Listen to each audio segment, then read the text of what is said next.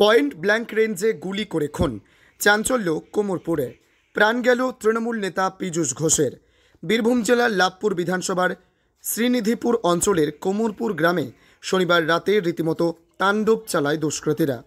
Target ছিল তৃণমূল কংগ্রেসের অঞ্চল সভাপতি এবং পঞ্চায়েত সমিতির কৃষি কর্মাধ্যক্ষ পীযূষ ঘোষ। স্থানীয় সূত্রে খবর, রাতে একটি ব্যক্তিগত কাজে বাড়ি থেকে বেরিয়েছিলেন পীযূষ বাবু। সেই সময় দুষ্কৃতীরা তার উপর চড়াও হয় এবং খুব কাছ থেকে পয়েন্ট ব্ল্যাঙ্ক রেঞ্জে একাধিক গুলি চালিয়ে চম্পট দেয়। মাটিতে লুটিয়ে পড়েন তিনি। রক্তাক্ত অবস্থায় স্থানীয়রা উদ্ধার করে হাসপাতালে নিয়ে গেলে চিকিৎসকরা তাকে মৃত বলে ঘোষণা করেন। এই নৃশংস ঘটনায় এলাকায় ব্যাপক চাঞ্চল্য ছড়িয়ে পড়েছে। ঘটনার পর থেকেই এলাকায় টহল দিচ্ছে বিশাল পুলিশ বাহিনী। কে বা কারা এর পেছনে রয়েছে, কী উদ্দেশ্যে এই হামলা, তা নিয়ে তদন্ত শুরু করেছে পুলিশ। পাশাপাশি স্থানীয়দের একাংশের দাবি, রাজনৈতিক প্রতিহিংসাই এই হত্যাকাণ্ডের মূল কারণ হতে পারে। এই ঘটনার প্রেক্ষিতে শাসক দলের জেলা নেতৃত্ব তীব্র ক্ষোভ প্রকাশ করেছে। দলীয় নেতৃত্বের দাবি, দুষ্কৃতীদের দ্রুত গ্রেপ্তার করে উপযুক্ত শাস্তির ব্যবস্থা করুক প্রশাসন। পীযূষ ঘোষ ছিলেন কৃষক সমাজে অত্যন্ত জনপ্রিয় মুখ। তার এই অস্বাভাবিক ও নৃশংস মৃত্যুতে শোকস্তব্ধ গোটা এলাকা। বলবো অত্যন্ত দুঃখজনক ঘটনা।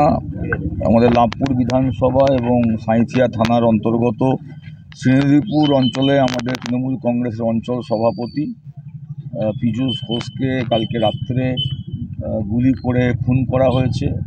এই খবর আমরা রাত্রি 3:30-4টার সময় পেয়ে আমাদের সকল নেতৃত্ব, আমাদের সাঁইথিয়া 1 ব্লকের সভাপতি, সাঁইথিয়া 2 ব্লকের সভাপতি আমাদের সোমনাথ সাধু এবং সাবের আলী খান সাহেব, তার সঙ্গে সঙ্গে আমাদের পঞ্চায়েত সমিতির সভাপতি প্রশান্ত সাধু, আমাদের যুব সভাপতি সঞ্জীব মজুমদার, আমাদের সকল অঞ্চল সভাপতি সাঁইথিয়া 1 ব্লকের রাজীব ভট্টাচার্য, আমাদের তাহিরুল শেখ, আমাদের সাধন ঘোষ, সিরাজুল শাহ এবং আমাদের বিকাশ মাস্টার থেকে শুরু করে রেন্টু থেকে শুরু করে আমাদের শয়ে কর্মীরা এখন সিয়ান হসপিটালে এসে আমরা পৌঁছেছি। পোস্টমর্টম হবে এবং আমরা তার মধ্যে তার গ্রামে যাব। তার ভাইও আমাদের সাথে আছেন, তার বাবাও ছিলেন, একটু আগে তিনি গ্রামের বাড়িতে গেলেন। অত্যন্ত দুঃখজনক ঘটনা এবং যেটা আমাদের সকলের মনে হচ্ছে যে এই যে গুলি করে হত্যা করা হলো, তাকে খুন করা হলো, এই যে দুষ্কৃতকারীরা যে আর্মসটা ব্যবহার করেছে, এই আর্মসটা কিভাবে এলো, কোথা থেকে এলো, কারা নিয়ে এলো, পুলিশের ওপর আমাদের সম্পূর্ণ বিশ্বাস এবং আস্থা আছে। আশা করব পুলিশ এর সঠিক তদন্ত করবে এবং দোষীরা গ্রেপ্তার হবে। এবং এটা দুষ্কৃতকারীদের কাজ, এটা আপনারা বুঝতে পারছেন। তার কোনো স্বাভাবিক ভদ্র মানুষ তো আর গুলি করে মানুষকে খুন করবে না। তাই যারা করছে তারা দুষ্কৃতকারী, অ্যান্টি সোশ্যাল ক্রিমিনাল। তাদেরকে কারা লাগালো, কেন খুন হলো, এটা সম্পূর্ণ পুলিশের তদন্ত সাপেক্ষ বিষয়। তদন্তে সব রকম সহযোগিতা আমাদের কর্মীরা সবাই করবে। পুলিশ ভালো করে তদন্ত করুক এবং দ্রুত এর ব্যবস্থা নিক।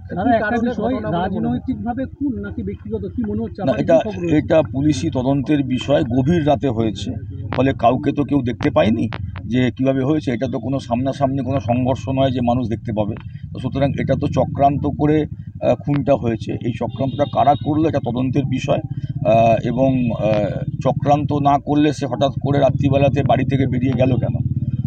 এবং আরেকটা বিষয় হচ্ছে যে দুষ্কৃতকারী ছাড়া আর্মস তো সাধারণ মানুষ ব্যবহার করতে পারে না। তারা তো ভয়ে আর্মস হাতই দেয় না এবং এগুলো ম্যাক্সিমাম ইলিগাল আর্মস দিয়েই এই কাজগুলো হয়।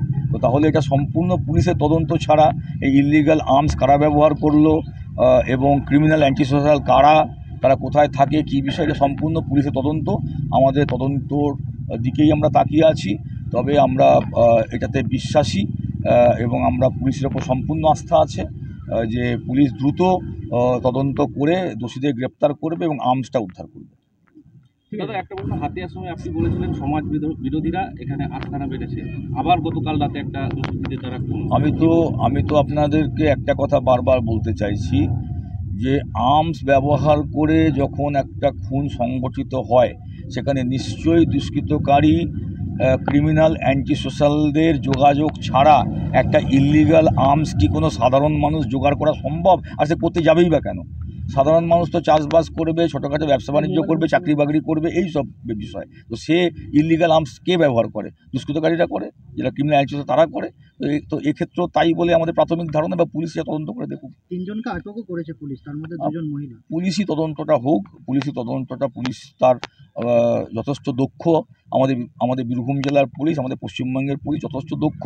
তারা নিশ্চয়ই দ্রুত এই বিষয়ে উপযুক্ত ব্যবস্থা গ্রহণ করবে এবং দোষীরা গ্রেপ্তার হবে এবং তার সাথে সাথে আর্মসটা উদ্ধার করতে হবে।